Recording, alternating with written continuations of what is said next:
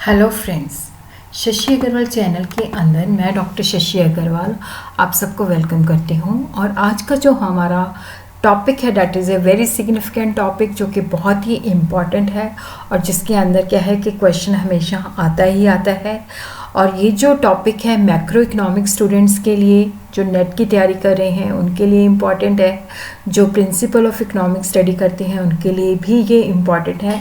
इसको हम 3 पार्ट्स के अंदर जो है स्टडी करेंगे और इसके जो रिटन नोट्स हैं वो भी आपको जैसे ही हमारा टॉपिक ख़त्म होगा तो वैसे ही आपको मेरे ब्लॉग के अंदर अवेलेबल हो जाएंगे। अगर आपको ये मेरा एफर्ट जो है सही लगता है तो इसको लाइक कीजिए, शेयर कीजिए अपने फ्रेंड्स के साथ और मेरे चैनल शशि अग्रवाल और Shashi Agarwal economics and law classes को भी सब्सक्राइब कीजिए, क्योंकि इसका इंग्लिश के अंदर जो लेक्चर है वो Shashi Agarwal economics and law classes के अंदर कल मैं अपलोड कर दूंगी। तो आप वहाँ पे जो बच्चों को हिंदी के अंदर प्रॉब्लम है तो वो वहाँ पे चेक कर सकते हैं। तो सबसे पहले हम मल्टीप्लायर का जो कंसेप्ट है ये कहाँ से आया, इसको किसने डेवलप किया, उसके बारे में हम जानते हैं। क्योंकि जो बच्चे कॉम्पिटिटिव एग्ज़ाम की तैयारी करते हैं तो उनके लिए ये जानना बहुत ही एसेंशियल होता है। और नॉलेज तो वैसे भी क्या होता है कि ज़्यादा ली जाए तो कोई बुरी बात नहीं है उसके अंदर।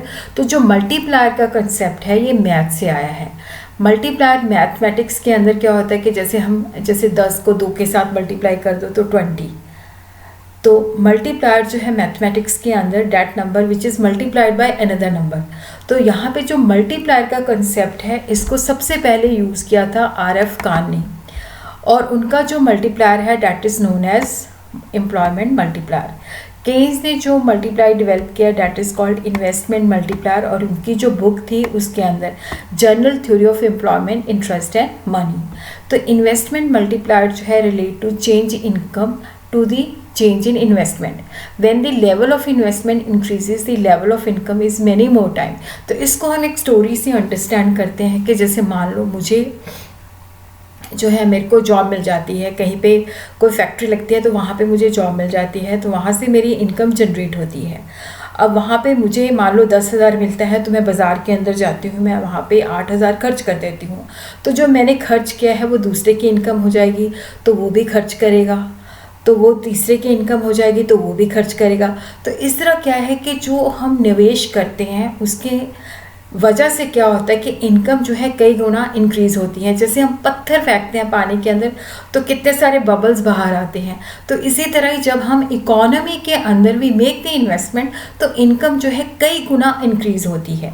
तो investment multiplier relate to the change in income to the change in investment. तो इसको आपने समझना है कि जब हम निवेश करते हैं, क्योंकि जब हम निवेश करते हैं तो काफ़ी लोगों को एम्प्लॉयमेंट जनरेट होती है, उनकी इनकम के अंदर चेंजेस आती हैं और वो बाज़ार के अंदर खर्च करते हैं। तो बाज़ार के अंदर जब जिन लोगों के पास वो खर्च करते हैं वो उनकी इनकम बढ़ती है तो वो दूसरों के ऊपर खर्च करते हैं। तो इस तरह से जो इनिशियल इन्वेस्टमेंट हम करते हैं तो इनकम के अंदर कई गुना इजाफा होता है।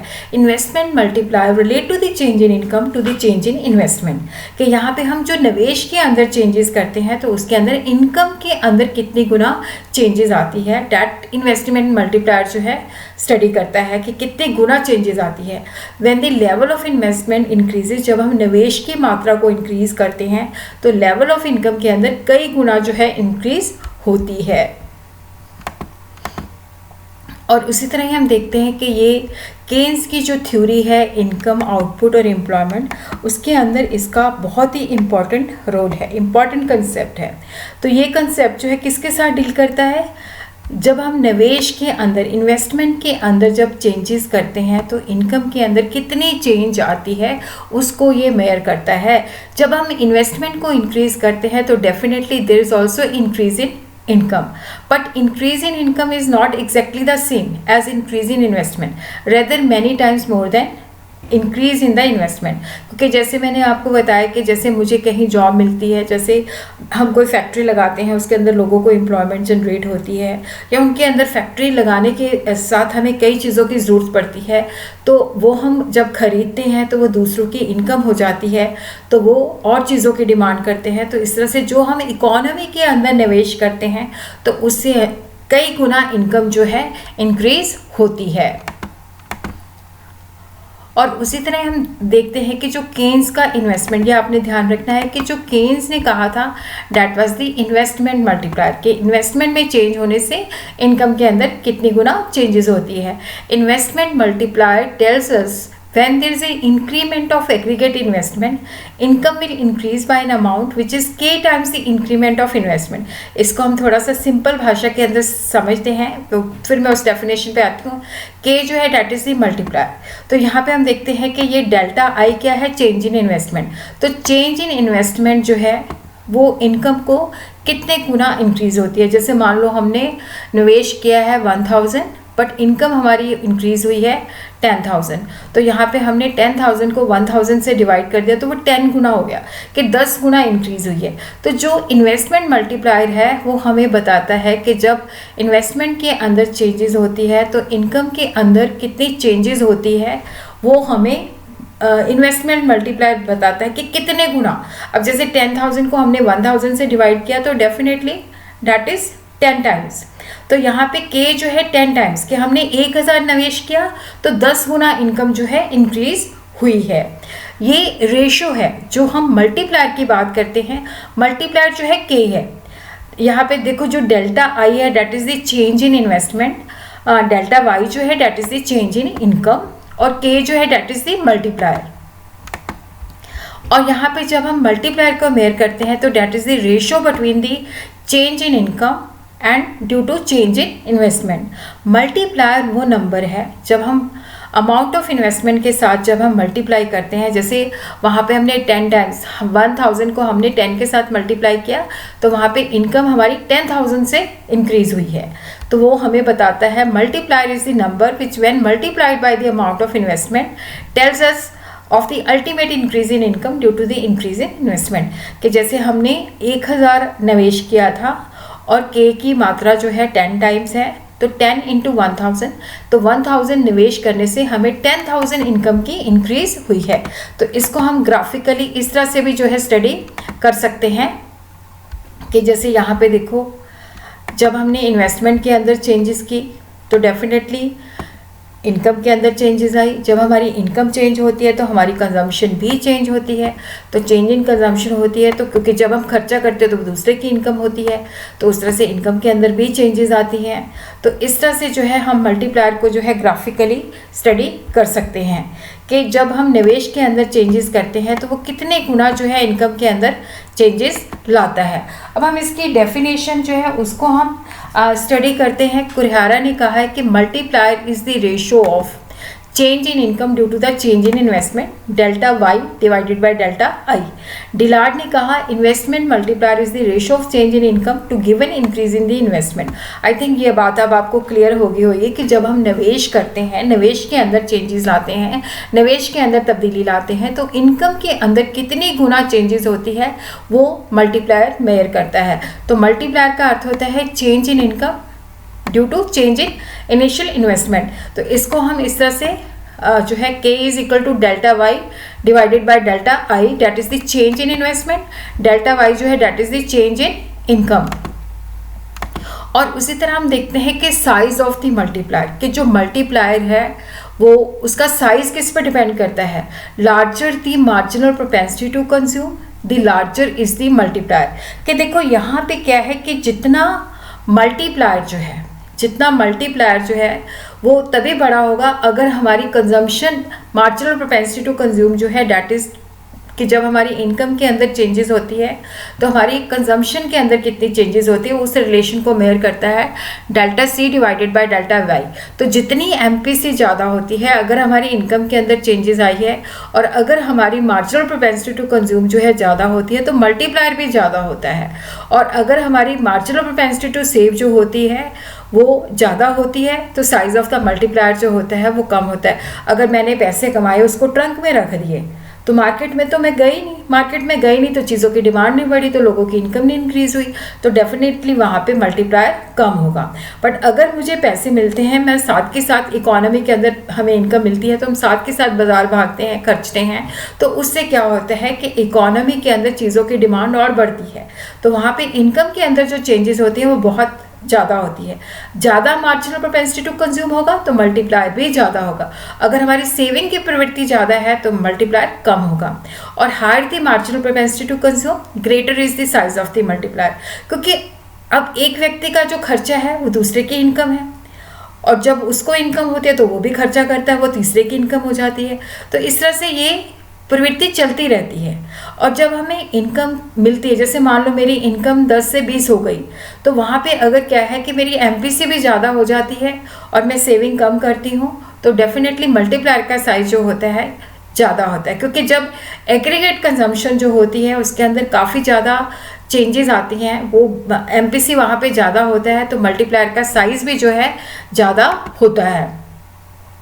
और उसी तरह हम देखते हैं कि अगर मार्जिनल प्रोपेंसिटी टू कंज्यूम जो है ज़्यादा है तो लोग अपनी इनकम, जो चेंज इन इनकम है उसका ज़्यादा हिस्सा जो है वो खर्च करेंगे और कम हिस्सा जो है वो सेव करेंगे।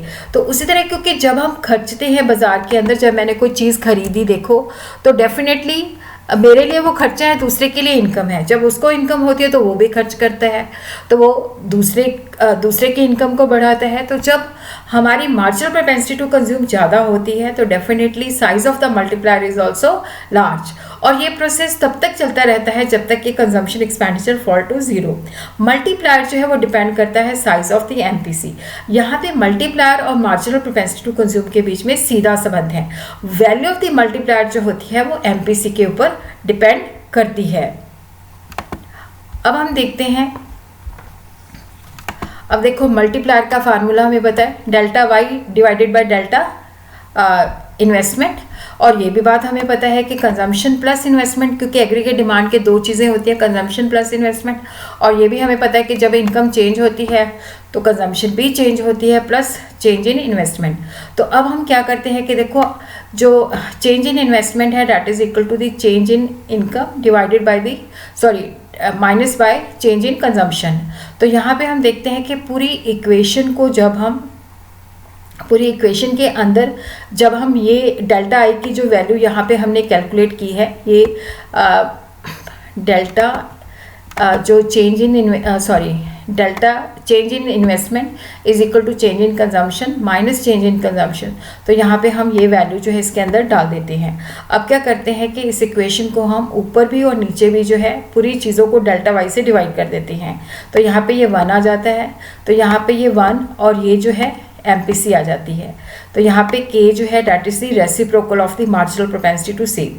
तो के की वैल्यू जो है वो मार्जिनल प्रोपेंसिटी टू कंज्यूम के ऊपर डिपेंड करती है।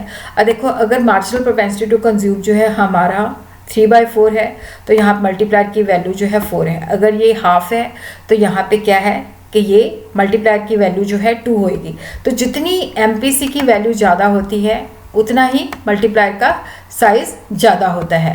और उसी तरह हम देखते हैं कि what is the relation between the multiplier and the MPS. तो यहाँ पे हमें पता है कि जो मार्जिनल प्रोपेंसिटी टू सेव होती है कि delta S divided by delta Y, और ये भी हमें पता है कि Y is equal to consumption plus saving. तो ये हमें पता है कि एग्रीगेट सप्लाई जो होती है y is equal to delta Y is equal to delta C plus delta S, ये एग्रीगेट सप्लाई है और ये एग्रीगेट डिमांड है। जब हम दोनों को बराबर कर देते हैं, क्योंकि एग्रीगेट डिमांड एग्रीगेट सप्लाई के बराबर होती है, तो यहाँ पे आ जाता है कि change in saving is equal to change in investment. तो अब देखो यहाँ पे हमें ये पता है कि जो के की वैल्यू है, जो मल्टीप्लायर की वैल्यू है, वो इसके बराबर होती है delta Y upon delta I. और ये हमें पता है कि सेविंग जो है इन्वेस्टमेंट के बराबर होती है, तो यहाँ पे हम डेल्टा एस कर देते हैं। अब पूरी इक्वेशन को जब हम डेल्टा वाई के साथ जो है ऊपर भी डिवाइड करते हैं नीचे भी डिवाइड करते हैं, तो ये 1/MPS आ जाता है। तो मल्टीप्लायर जो होता है मार्जिनल प्रोपेंसिटी टू सेव का रेसिप्रोकल होता है। अगर मार्जिनल प्रोपेंसिटी टू सेव की मात्रा ज़्यादा है तो मल्टीप्लायर कम होगा, अगर मार्जिनल प्रोपेंसिटी टू सेव की मात्रा कम है तो मल्टीप्लायर ज़्यादा होगा, और अगर मार्जिनल प्रोपेंसिटी टू सेव जो है उसकी ज़्यादा है तो मल्टीप्लायर कम होगा, क्योंकि ये दोनों ऑपोजिट डायरेक्शन में जाते हैं। अगर एमपीसी हाई है तो मल्टीप्लायर लो होगा, और अगर एमपीसी लो है तो मल्टीप्लायर हाई होगा। तो इसी तरह हम यहाँ पे जो है ये देख सकते हैं, देखो यहाँ पे ये एमपीसी हमें दिया हुआ है कि जब 0 है, 1/2 है, 3/4 है, 4/5 है, 9/10 है तो 1 है। तो उसी तरह हमने यहाँ पे एमपीएस की वैल्यू कैलकुलेट कर ली। हमें पता है 1 - MPC is equal to marginal propensity to save. तो जैसे पहले के अंदर क्या है कि हमारी मार्जिनल प्रोपेंसिटी टू कंज्यूम 0 है, तो वहाँ पे जो है इनकम के अंदर 1 टाइम ही इंक्रीज़ होती है। उसके बाद जब हमारी MPC जो है हाफ हो जाती है, तो यहाँ पे देखो क्या है कि मल्टीप्लायर की वैल्यू जो है 2 टाइम्स हो जाती है। और उसी तरह यहाँ पे 3-4 होती है, तो यहाँ पे देखो ये 4 टाइम हो जाती है। और उसी तरह जब हमारी MPC की वैल्यू 4/5 है, तो यहाँ पे ये 5 टाइम्स हो जाती है। और उसी तरह जब ये 9/10 है, तो ये 10 हो जाती है। और अगर ये पूरी का पूरा हम खर्च कर देते हैं, तो वहाँ पे हमारी सेविंग 0 होती है। और यहाँ पे हम देखो क्या होता है कि यहाँ पे हमारी इन्फिनिटी हो जाती है। तो मल्टीप्लायर की जो वैल्यू है वो डिपेंड करती है MPC के ऊपर। इन दोनों के बीच में जो संबंध है वो सीधा संबंध है। और इसी तरह हम इसको ग्राफिकली भी शो कर सकते हैं। देखो यहाँ पे जैसे मैं आपको ड्रॉ करके बताती हूँ, यहाँ पे कंजम्पशन, सेविंग एंड इन्वेस्टमेंट लेनी है, यहाँ पे आपने इनकम एंड आउटपुट लेना है। तो ये हमारी इनकम है जो कि 45 डिग्री का एंगल बनाते हुए जाएगी, और y is equal to consumption plus S लिख देंगे।